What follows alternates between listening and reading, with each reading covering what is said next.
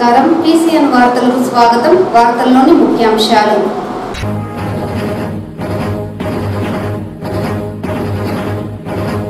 October 14 నుండి 20వ తేదీ వరకు వైభవంగా పంచాయతీ వారోత్సవాలు నిర్వహించనున్నాం. ఉప ముఖ్యమంత్రి పవన్ కళ్యాణ్.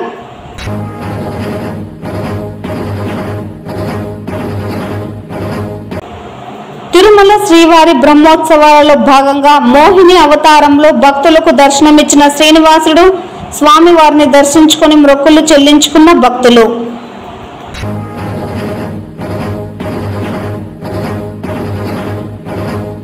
వినాయక చవితి వేడుకలపై ప్రభుత్వ అధికారులు తగిన నిర్ణయం తీసుకోవాలి.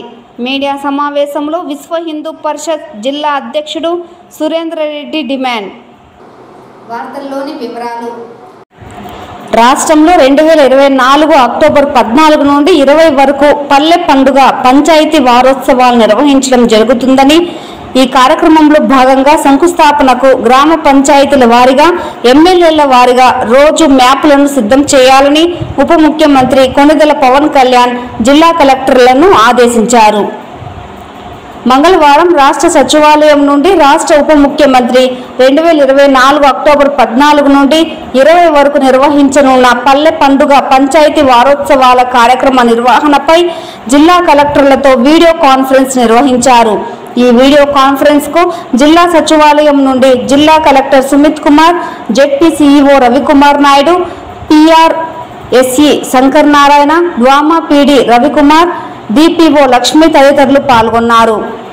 ఈ సందర్భంగా ఉప ముఖ్యమంత్రి మాట్లాడుతూ, రాష్ట్రంలో 2024 అక్టోబర్ 14 నుండి 20 వరకు పల్లె పండుగ పంచాయతీ వారోత్సవాలలో భాగంగా పెద్ద ఎత్తున భూమి పూజ కార్యక్రమాలు నిర్వహించడం జరుగుతుందని, కార్యక్రమ వివరాలను శాసనసభ్యులకు ముందుగానే తెలియజేసి రోజువారీ కార్యక్రమాల రోడ్డు మ్యాప్ను సిద్ధం చేయాలన్నారు. ఈ కార్యక్రమానికి సచివాలయ సిబ్బంది, ఉపాధి హామీ సిబ్బంది, సంబంధిత శాఖల సిబ్బంది హాజరయ్యేలా చూడాలన్నారు. ప్రతి పంచాయతీలో ప్రభుత్వ భవనాల గోడలపై, కాంపౌండ్ వాళ్లపై 2024-25 ఆర్థిక సంవత్సరంలో ప్రభుత్వం ద్వారా చేపట్టబోయే పనులు, పూర్తి చేసిన పనుల వివరాలను తెలిపేలా సిటిజన్ నాలెడ్జ్ బోర్డును ఏర్పాటు చేయాలన్నారు.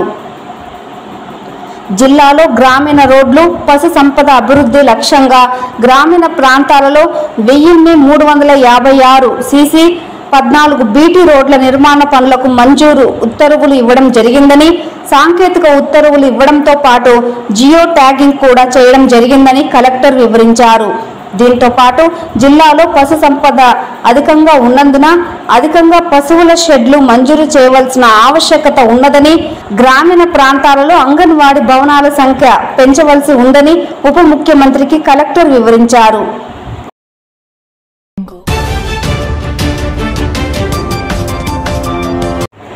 వినాయక చవితి వేడుకలపై ప్రభుత్వ అధికారులు తగిన నిర్ణయం తీసుకోవాలని విశ్వ హిందూ పరిషత్ జిల్లా అధ్యక్షులు సురేందర్ రెడ్డి కోరారు.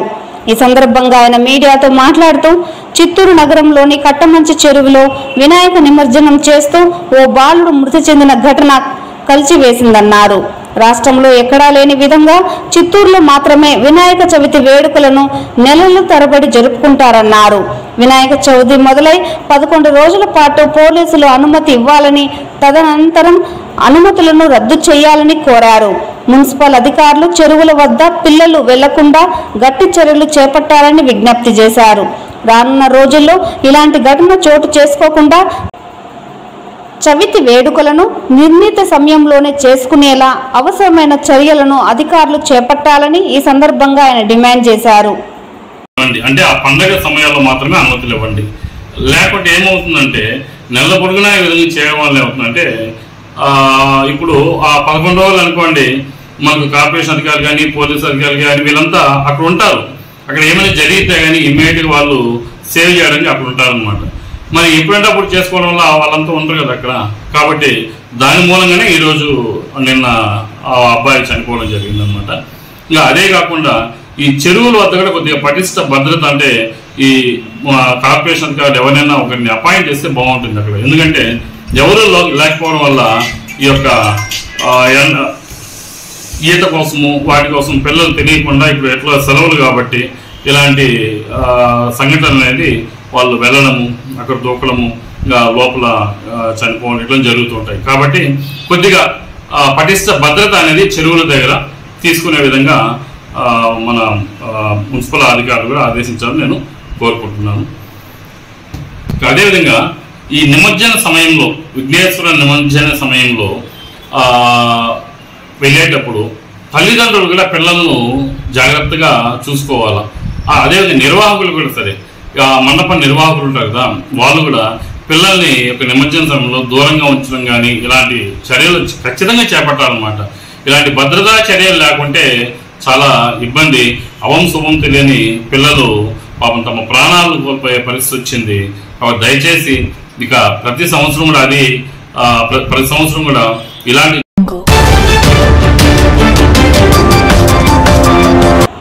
కాణిపాకం వరసిద్ధి వినాయక స్వామి వారిని రాష్ట్ర ముఖ్యమంత్రి చంద్రబాబు నాయుడు ముఖ్య కార్యదర్శి ప్రద్యుమ్న కుటుంబ సమేతంగా దర్శించుకున్నారు. ఈ సందర్భంగా గణనాథుని దర్శనార్థం కాణిపాకానికి విచ్చేసిన వీరికి ఆలయ వేద పండితులు ఘన స్వాగతం పలికారు. ఈ సందర్భంగా జిల్లా కలెక్టర్ సుమిత్ కుమార్తో పాటు జాయింట్ కలెక్టర్ విద్యాధరి ప్రద్యుమ్నకి పూల బొకేలు అందించి స్వాగతం పలికారు. అనంతరం గణనాథుడిని ప్రద్యుమ్న కుటుంబ సభ్యులు దర్శించుకున్నారు. ఈ సందర్భంగా ఆలయ అధికారులు మూషిక మండపంలో స్వామివారి తీర్థ ప్రసాదాలు అందించడంతో పాటు ఆయనను ఘనంగా సత్కరించారు. ఈ కార్యక్రమంలో assistant collector Himavamshi, Chittoor RDO Srinivasulu, ఆలయ ఏఈఓ విద్యాసాగర్ రెడ్డి, ఐరాల తహసీల్దార్ మహేష్ కుమార్, సంబంధిత అధికారులు తదితరులు పాల్గొన్నారు.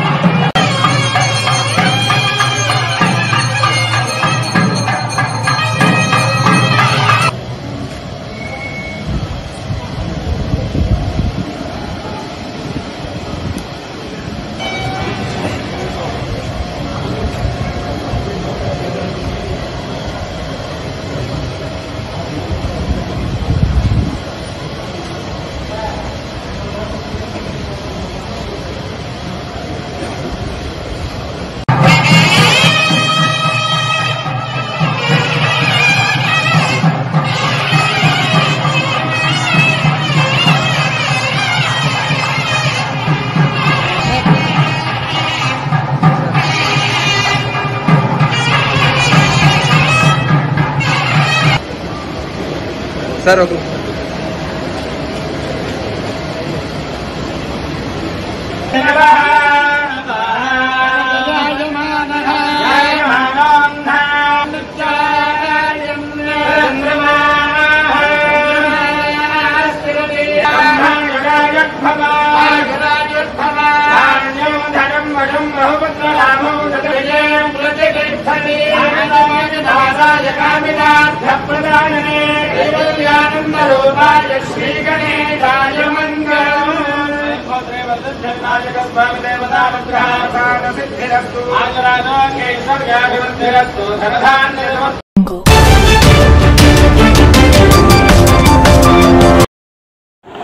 అక్టోబర్ 9, 10వ తేదీలలో చిత్తూరు మురుకంబట్టులోని అపోలో యూనివర్సిటీలో ఉద్యోగస్తులు, మహిళలు మానసిక ఒత్తిడి జయించడం ఎలా అనే అంశంపైన అంతర్జాతీయ స్థాయి సెమినార్ నిర్వహిస్తున్నట్టు రిజిస్ట్రార్ పోతురాజు తెలిపారు. ఈ సందర్భంగా ఆయన వివరిస్తూ అపోలో యూనివర్సిటీలో 2 రోజుల పాటు జరిగే ఈ కార్యక్రమానికి దేశం నలుమూలల నుండి ఆసక్తి గల ఉద్యోగస్తులు, మహిళలు, గృహిణులు, వక్తలు పాల్గొని విజయవంతం చేయాలన్నారు. మానసిక ఒత్తిడిని జయించడానికి చేపట్టవలసిన మార్గాలపైన కెనడా, రష్యా, జపాన్ వంటి దేశాల నుండి పలువురు ప్రముఖులు, సైకాలజిస్టులు ఈ కార్యక్రమంలో పాల్గొంటారని తెలిపారు. ఉద్యోగులు వాళ్ళు చేసే ప్రదేశంలో వచ్చే మానసిక ఒత్తిడిని ఎలా తట్టుకోవాలి, వాటిని ఎలా అధిగమించాలి అనే దాని మీద మా department of psychology and public health department, 2 డిపార్ట్మెంట్లు కలిపి కంబైన్డ్గా అంతర్జాతీయ సదస్సుని కండక్ట్ చేస్తున్నాం. ఈ అంతర్జాతీయ సదస్సులో 71 మంది దాకా పార్టిసిపెంట్స్ ఉన్నారు. వాళ్ళందరూ కూడా పేపర్లు ప్రజెంట్ చేస్తారు, వాళ్ళ కేస్ స్టడీస్, వాళ్ళు డీల్ చేసిన కేసెస్ మీద ప్రజెంట్ చేస్తారు. అందులో అవగాహన కల్పిస్తారు. అలాగే దాని నుంచి ఎలా బయటపడాలనే దాని మీద కూడా డిస్కషన్స్ అవుతాయి. దీనివల్ల అక్కడ పార్టిసిపేట్ చేయబోయే 200 మంది దాకా పార్టిసిపెంట్స్కి చాలా మంచి అవగాహన కలగబోతుంది. ఈ పార్టిసిపెంట్స్లో వచ్చి మాకు సంబంధించినంత వరకు ఇంటర్నేషనల్ పార్టిసిపెంట్స్ ఉన్నారు, అంటే అంతర్జాతీయ పార్టిసిపెంట్స్ ఉన్నారు, నేషనల్ లెవెల్ పార్టిసిపెంట్స్ ఉన్నారు, స్టూడెంట్స్ ఉన్నారు, రీసెర్చ్ స్కాలర్స్ ఉన్నారు. అందరికీ కూడా బెనిఫిట్ జరగబోతుంది. మా స్పీకర్లకు సంబంధించి కెనడా నుంచి ఒక స్పీకరు, నేపాల్ నుంచి ఒక స్పీకరు, అలాగే నేపాల్ నుంచి ఒక స్పీకర్ ఇద్దరు వస్తున్నారు. ఆతో పాటు మాకు అపోలో గ్రూప్ ఆఫ్ హాస్పిటల్స్ నుంచి సెక్రటరిస్టులు, అలాగే టీసీఎస్ నుంచి ఒక ఇండస్ట్రియల్ ఎక్స్పర్టు, వాళ్ళందరూ వచ్చి వాళ్ళకి సంబంధించినటువంటి చేసిన రీసెర్చ్ని, వాళ్ళ కేసెస్ని ఇక్కడ ఎక్స్ప్లెయిన్ చేసి వచ్చిన పార్టిసిపెంట్స్ అందరికీ కూడా మంచి అవగాహన కల్పించబోతున్నారు. దానికి సంబంధించినంత వరకు రేపు 9-10 తారీఖుల్లో కలెక్టర్ గారు వచ్చి ఈ ప్రోగ్రామ్ని ఇనాగ్రేట్ చేస్తారు. కాబట్టి అందరూ కూడా వచ్చి రిజిస్ట్రేషన్ చేసుకుని పార్టిసిపేట్ చేసి అందరూ దీని నుంచి బెనిఫిట్ పొందవలసిందిగా అపోలో తరఫున మేము అభ్యర్థిస్తున్నాం.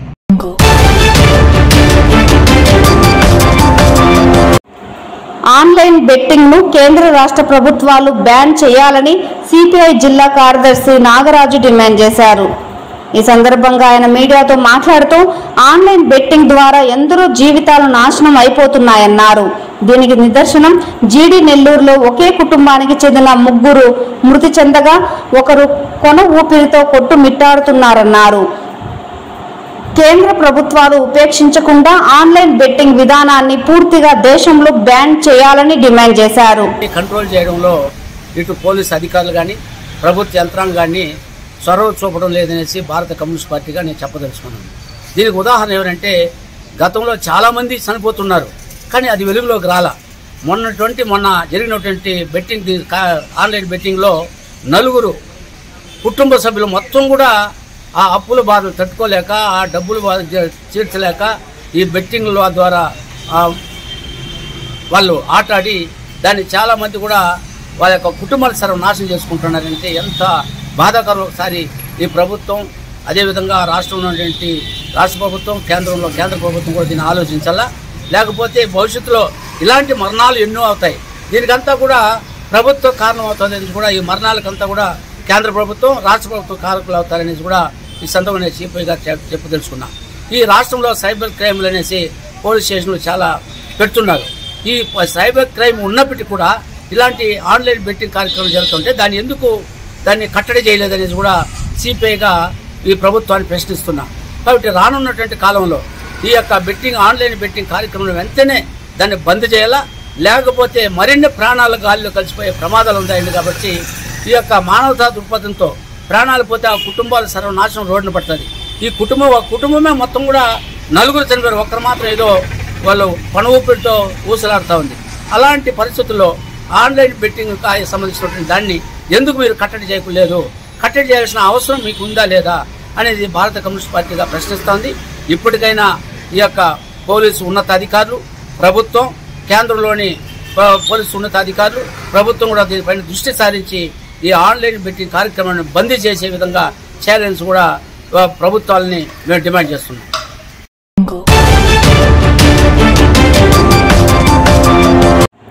స్థానిక నాయుడు బిల్డింగ్స్లోని విజయం సైన్స్ అండ్ ఆర్ట్స్ డిగ్రీ కళాశాలలో దసరా పండుగను పురస్కరించుకొని లక్ష్మీ, సరస్వతి మరియు దుర్గా పూజలను నిర్వహించారు.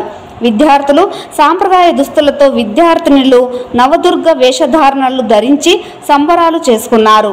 ఈ సందర్భంగా విద్యా సంస్థల అధినేత తేజోమూర్తి మాట్లాడుతూ నేటి రోజుల్లో స్త్రీలు అనేక రంగాలలో రాణిస్తున్నారని, కొందరు అనాగరికంగా ప్రవర్తించినా వాటన్నింటినీ ఎదుర్కొని అమ్మవారి ఆశీస్సులతో స్త్రీలు విజయం సాధించాలని అన్నారు.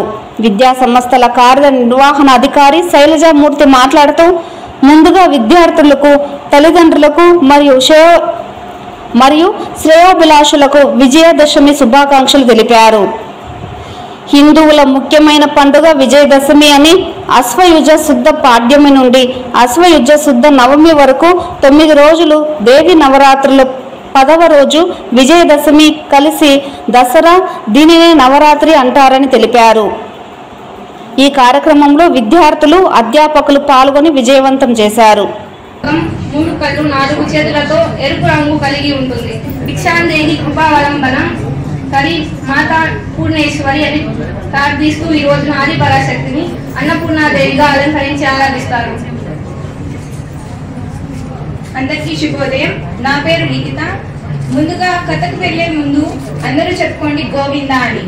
గోవింద గోవింద గోవింద. గోవింద అంటే మన 7 తరాలకి శుభ ఐశ్వర్యాలు, శుభము, చదువు, అలాగే ఆస్తులు అన్నీ వస్తాయంట.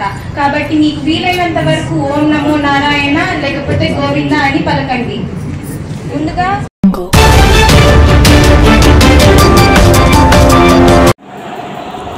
యాదమరి మండలంలోని కల్లు గీత కార్మికులకు న్యాయం చేయాలని ఆ సంఘం జిల్లా అధ్యక్షులు కృష్ణమూర్తి గౌడ్, జిల్లా ప్రధాన కార్యదర్శి తుమ్మల గోపి గౌడ్ డిమాండ్ చేశారు. మంగళవారం ఏర్పాటు చేసిన మీడియా సమావేశంలో వారు మాట్లాడుతూ 10% రిజర్వేషన్ ప్రకారం మద్యం దుకాణాలు కల్లు గీత కార్మికులు కేటాయించాలని కోరారు. ఎక్కువ శాతం యాదమరి మండలంలో 700 కుటుంబాలు నివసిస్తున్నారని, 12,000 మంది గౌడ కులస్తులు ఉండగా 6,000 ఓటర్లు ఉన్నారని తెలిపారు.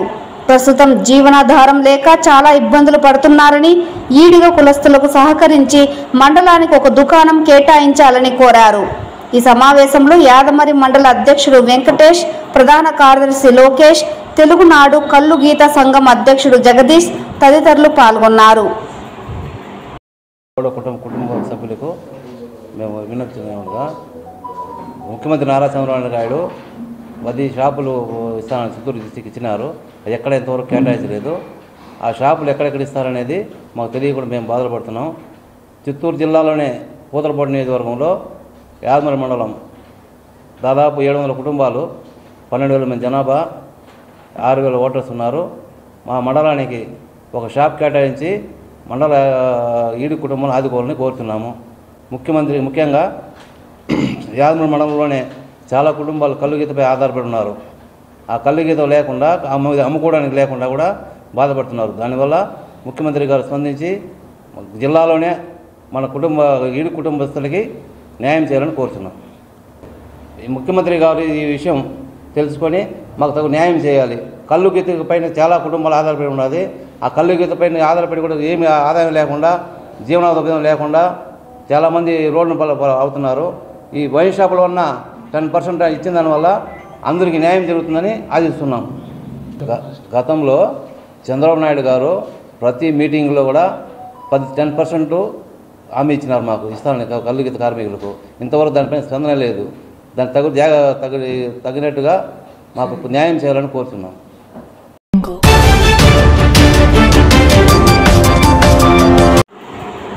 శ్రీవారి సాలకట్ల బ్రహ్మోత్సవాలు తిరుమలలో వైభవంగా జరుగుతున్నాయి. బ్రహ్మోత్సవాలలో భాగంగా ఇవాళ 5వ రోజైన మంగళవారం ఉదయం వెంకటేశ్వర స్వామి మోహిని అవతారంలో మాడవీధులలో విహరిస్తూ భక్తులకు దర్శనమిచ్చారు. పక్కనే దంతపు పల్లకిపై కృష్ణుడి రూపంలోనూ శ్రీవారు భక్తులకు అభయ ప్రదానం చేశారు. క్షీరసాగర మథనంలో మోహినిగా స్వామివారు ఉద్భవించారు.